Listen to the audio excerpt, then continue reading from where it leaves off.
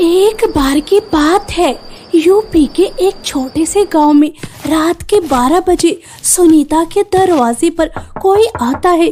सुनीता अपने दरवाजे की खटखटाहट सुनकर इग्नोर कर देती है।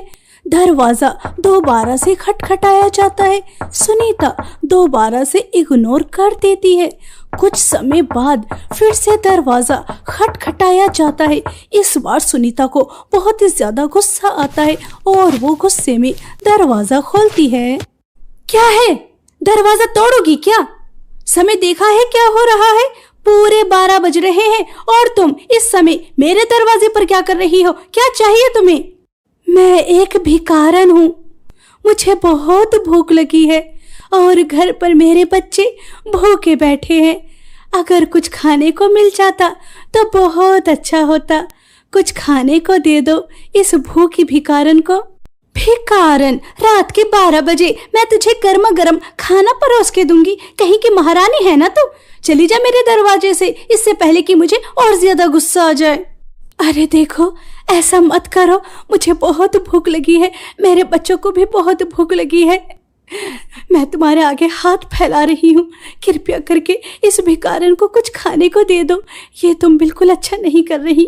सुनीता उस भिखारन के मुंह पर अपने घर का दरवाजा बंद कर देती है, लेकिन उसे कुछ भी खाने के लिए नहीं देती। कुछ समय बाद वो भिखारन सुनीता की पड़ोसन के दरवाजे पर जाती है और उसका दरवाजा भी जोर जोर से खटखटाती है। कुछ समय बाद सुनीता की पड़ोसन कमला आ जाती है। इस समय कौन आया होगा? अरे कौन है आप और आपको क्या चाहिए? मैं एक भूखी भिखारन हूँ, मुझे बहुत भूख लगी है, घर पर मेरे बच्चे भूखे हैं। अगर कुछ खाने को मिल जाता तो अच्छा होता। मैं बहुत भूखी हूँ, कृपया करके मेरे मुंह पर अपने घर का दरवाजा बंद मत करना। इस भूखी भिखारन को कुछ खाने को दे दो। खाना तो सब खत्म हो गया, लेकिन आपको देखकर ऐसा लग रहा है जैसे आप बहुत भूखी हैं। ठीक है, मैं अभी आपके लिए खाना लेकर आती हूँ, थोड़ा समय लगेगा, बैठ जाइए। कमला अच्छे स्वभाव की थी, इसलिए उससे उस भिखारन का दुख देखा नहीं गया और वो रात के समय अपने घर का चूल्हा जलाती है और उस भिखारन को गर्मा गर्म खाना खिलाती है। सुबह हो जाती है। सुबह होने के बाद सुनीता के घर से जोर जोर से रोने की आवाज आ रही थी और उसके घर पर भीड़ भी बहुत लगी हुई थी। अरे सुनीता बहन, तुम्हारे घर पर क्या रात को डाकू आए थे जिन्होंने तुम्हारे बेटे का ये हाल कर दिया? सुनीता, अब तुम रो रो कर अपनी तबीयत क्यों खराब कर रही हो? तुम्हारी बेटी भी है जिसे तुम्हें संभालना है। खुद को संभालो, जिसे जाना था वो तो चला गया। हाय हाय, मैं तो मर गई रे, बर्बाद हो गई रे। मेरा बेटा रात को सही सलामत सोया था, मुझे क्या पता था कि सुबह को मैं इसका मरा हुआ मुंह देखूंगी। हाय मेरा बच्चा। रात को तो मेरे घर पर कोई नहीं आया, न चोर न डाकू। एक भिखारन आई थी जो मुझसे खाने के लिए मांग रही थी, उसके बाद तो कोई नहीं आया। हाय मेरा बच्चा। हाँ, रात को वो भिखारन मेरे भी दरवाजे पर आई थी। बेचारी बहुत भूखी थी, मैंने उसे खाना खिलाया और उसने मुझे बहुत सारी दुआएं भी दी। सुनीता का रो रो कर बुरा हाल था और गांव वालों को भी राहुल की मौत का सदमा लगा था। और जैसे ही रात के 12 बजते हैं दोबारा से वो भिखारन इस गांव में आती है और वो इस बार कलावती के दरवाजे को खटखटाती है। चैन से 2 घड़ी सोने भी नहीं देती। क्यों आई हो? क्या चाहिए? घर पर घड़ी नहीं है क्या? रात के 12 बज रहे हैं। 12 बजे क्या करना आई हो? क्या चाहिए? मैं एक भिखारन हूँ, मुझे बहुत भूख लगी है। अगर कुछ खाने को मिल जाता तो बहुत अच्छा होता। मैं बहुत भूखी हूँ, मेरे बच्चे भी बहुत भूखे हैं। मैं तुम्हारे आगे हाथ फैला रही हूँ, इस भूखे भिखारन को कुछ खाने को दे दो, कुछ खाने को दे दो। अच्छा, तुझे भूख लगी है और मैं तुझे कुछ खाने को दे दूं? तुझे कुछ पता भी है कि महंगाई कितनी ज्यादा हो रही है? महंगाई आसमान छू रही है, आसमान। और तुझे क्या लगता है कि इतनी ज्यादा महंगाई में मैं तुझ जैसी फटीचर भिखारन को कुछ खाने को दूंगी? इतनी मेहनत से पैसे कमाए जाते हैं और मैं तुझे मुफ्त में रोटियां खिलाऊंगी। चल चल भाग यहाँ से, मैं तुझे कुछ नहीं देने वाली। कलावती भिखारन के मुंह पर दरवाजा बंद कर देती है और अब यह भिखारन कलावती की पड़ोसन के दरवाजे पर जाती है और उसका दरवाजा खटखटाती है और उससे भी खाने के लिए मांगती है। लेकिन वो भी कलावती की तरह कंजूस थी, वो भी उस भिखारन को कुछ भी नहीं देती, दुत्कार कर फिटकार कर अपने दरवाजे से भगा देती है। वो भिखारन तीसरे दरवाजे पर जाती है, लेकिन आज भिखारन की किस्मत अच्छी नहीं थी, तीसरे दरवाजे पर भी उसे कुछ नहीं मिलता। सुबह हो जाती है। कलावती का बेटा, निर्मला की बेटी और सुजाता की बेटी, इन तीनों की मौत हो चुकी थी। तीनों के घर पर मातम हो रहा था। आखिर हमारे गांव में हो क्या रहा है? पहले राहुल की मौत और अब कलावती का बेटा, निर्मला की बेटी, सुजाता की बेटी, उन तीनों की मौत बिल्कुल वैसी ही हुई है जैसे सुनीता के बेटे राहुल की हुई थी। आखिर हमारे गांव में बच्चों को कौन मार रहा है? हाय दैया रे दैया, मेरा इकलौता बेटा, मैं उसे कितना ज्यादा प्यार करती थी, वो मुझे छोड़कर चला गया। मुझे छोड़कर चला गया मेरा इकलौता बेटा।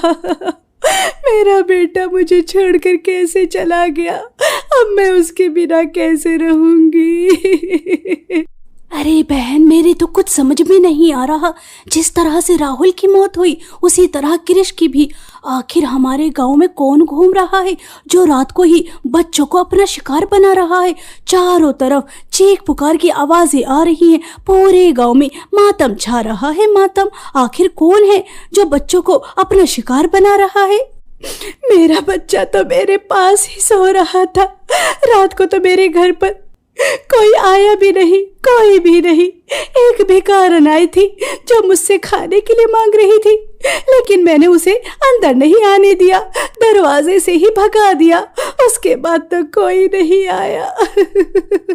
गांव वालों को समझ में नहीं आ रहा था कि आखिर रात को बच्चों को कौन अपना शिकार बना रहा है। आखिर वो कौन है जो बच्चों को नुकसान पहुंचा रहा है। गांव में चारों तरफ मातम छा रहा था, चारों तरफ चीख पुकार की आवाजें आ रही थी। ऐसे ही कुछ दिन बीत जाते हैं। हमेशा की तरह वो भिखारन दोबारा से इस गांव में आती है। मैं एक भूखी भिखारन हूँ, मुझे बहुत भूख लगी है, मेरे बच्चे भी भूखे हैं, मुझे कुछ खाने को दे दो। इस घर से भिखारन को कुछ भी खाने को नहीं मिलता और बहुत समय हो जाता है, लेकिन कहीं से कुछ भी खाने को नहीं मिलता और वो एक जगह जाकर अपने असली रूप में आ जाती है और बहुत ही ज्यादा गुस्सा करती है। भिखारन कोई और नहीं बल्कि रात में भीख मांगने वाली एक चुड़ैल थी, जो रात के 12 बजते ही गांव में जाकर लोगों के दरवाजे खटखटाया करती थी। इस गांव के लोगों को अपने बच्चों से बिल्कुल भी प्यार नहीं है। ये मुझे कुछ खाने के लिए क्यों नहीं दे रहे? अगर कुछ खाने को दे देंगे तो इनके बच्चे जिंदा बच जाएंगे। अगर इन्होंने मुझे कुछ खाने के लिए नहीं दिया तो मुझे मजबूरी में इनके बच्चों को अपना शिकार बनाना पड़ेगा।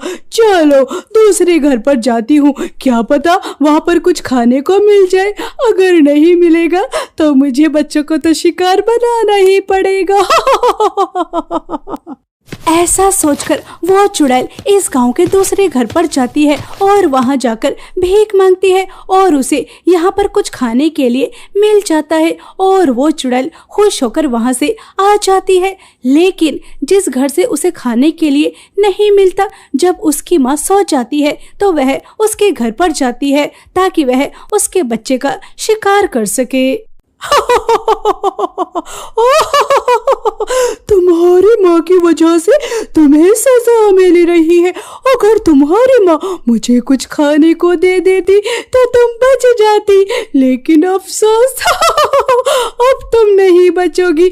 मेरा शिकार होने के लिए तैयार हो जाओ।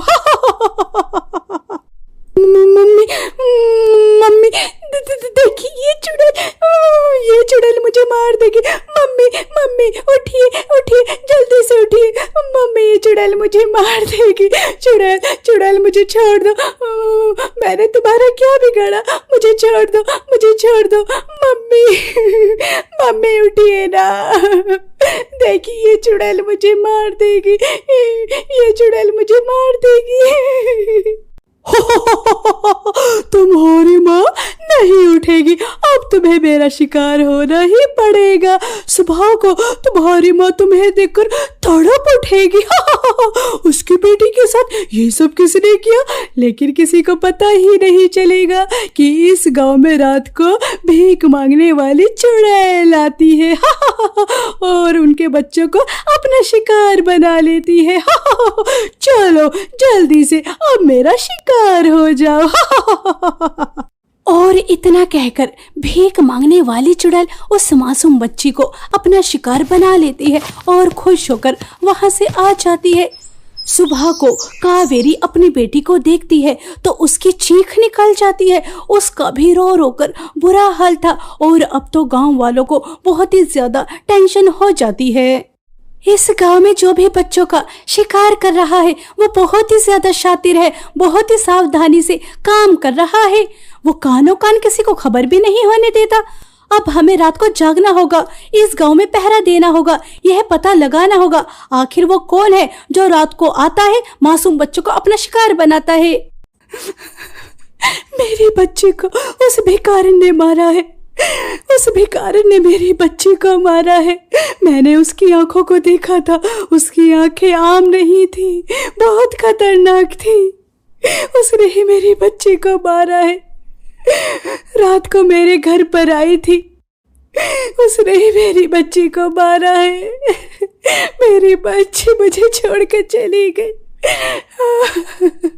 अरे नहीं कावेरी बहन, वो भिखारन तो बहुत ही ज्यादा अच्छी है, कितने प्यार से बात करती है।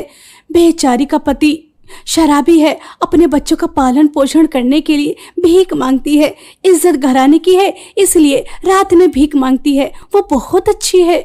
कमला तुम अच्छी हो ना, इसलिए तुम्हें सब लोग अच्छे ही लगते हैं। लेकिन मुझे उस भिखारन के ऊपर ही शक हो रहा है। जिसके घर पर वो गई उन सभी के बच्चे उनसे दूर हो गए। वो बहुत बुरी है, बहुत बुरी। वो बच्चों को अपना शिकार बनाती है। वो तो मेरे भी घर पर आई थी लेकिन मेरे बच्चों को तो उसने कोई नुकसान नहीं पहुंचाया। तुम बेचारी भिखारन के ऊपर शक कर रही हो। हमें असली मुजरिम को पकड़ना है और उसे सबक सिखाना है। कमला को उस भीख मांगने वाली चुड़ैल के ऊपर इसलिए शक नहीं हो रहा था क्योंकि उसके घर पर भी वो आई थी लेकिन उसके बच्चों को उसने कोई नुकसान नहीं पहुंचाया। गांव के सभी लोग रात को सोते नहीं हैं, वो पहरा देते हैं कि रात को आखिर वो कौन आता है जो गांव के बच्चों को नुकसान पहुंचाता है। मुझे तो बहुत नींद आ रही है, मैं तो सोने जा रहा हूँ। और इस तरह से एक एक कर पहरा देने वाले सभी लोग अपने अपने घर जाकर सो जाते हैं। और जब वो लोग चले जाते हैं तो भीख मांगने वाली चुड़ैल आ जाती है। गांव के सभी बेवकूफ इंसान सोने के लिए चले गए। चलो अब मैं भीख मांगकर अपना शिकार करती हूँ। ऐसा सोचकर भीख मांगने वाली चुड़ैल गांव के एक घर के दरवाजे को खटखटाती है। हमेशा की तरह वहां जाकर भी भीख मांगती है। तभी वो औरत भीख मांगने वाली चुड़ैल को अपने घर में बुला लेती है। हाँ क्यों नहीं, मेरे दरवाजे पर जो भी आता है मैं उसे भूखे पेट जाने नहीं देती। मैं तुम्हारे लिए खीर पूरी और भी ज्यादा स्वादिष्ट खाना बनाती हूँ। थोड़ा समय लगेगा, यहाँ बैठ जाइए। और वो औरत भीख मांगने वाली चुड़ैल को बहुत कुछ बनाकर खिलाती है। वो चुड़ैल वहां से आ जाती है और उसके बाद वो दूसरे घर में जाती है। वहां जाकर भी उसे बहुत कुछ खाने को मिलता है। आज उसे कोई भी मना नहीं करता, सब जगह से उसे खाने के लिए मिल रहा था। उसे बहुत ही ज्यादा गुस्सा आता है और वो सवेरा होने से पहले वहां से चली जाती है। और आज गाँव में एक भी बच्चे की मौत नहीं होती। इतने दिनों में आज की सुबह अच्छी है क्योंकि आज गांव में किसी भी बच्चे की मौत नहीं हुई। जो भी बच्चे को अपना शिकार बना रहा था हमारे गांव में लोगों ने पहरा दिया, इसलिए वो डर के रात को आया ही नहीं। इतना खुश होने की जरूरत नहीं है। हमें अच्छी तरह से पता है गांव के लोगों ने अच्छी तरह से पहरा नहीं दिया, समय से पहले सोने के लिए चले गए। तुम्हें क्या लगता है इस गांव में रात को किसी भी बच्चे की मौत क्यों नहीं हुई? क्योंकि जब रात को वो भिखारन भीख मांगने आई थी तो वो किसी भी दरवाजे से खाली हाथ नहीं गई। सबके घर से उसे कुछ न कुछ खाने को मिला। कावेरी बहन बिल्कुल ठीक कह रही है। वो भिखारन ही है जो बच्चों को अपना शिकार बना रही है। उसने मेरे घर पर इसलिए हमला नहीं किया था क्योंकि मैंने उसे खाने को दिया, और यह पता लगाने में हमें ज्यादा समय नहीं लगा। वो भिखारन ही है और वो बहुत खतरनाक है जो बच्चों को अपना शिकार बना रही है। अब हमें उसे रंगे हाथों पकड़ना है। कमला और कावेरी एक एक कर कर गांव के सभी लोगों को बताती हैं कि उन्होंने किस तरह से प्लान बनाया था और अब यह इस प्लान को आगे किस तरह से पूरा करेंगी। और चुड़ैल को पकड़ने में गांव के सभी लोग कमला और कावेरी का साथ देने के लिए तैयार हो जाते हैं और सब रात होने का इंतजार करते हैं। और जैसे ही रात के 12 बजते हैं वो भिखारन हमेशा की तरह गाँव में आ जाती है। कुछ खाने को मिलेगा क्या? बहुत भूख लगी है।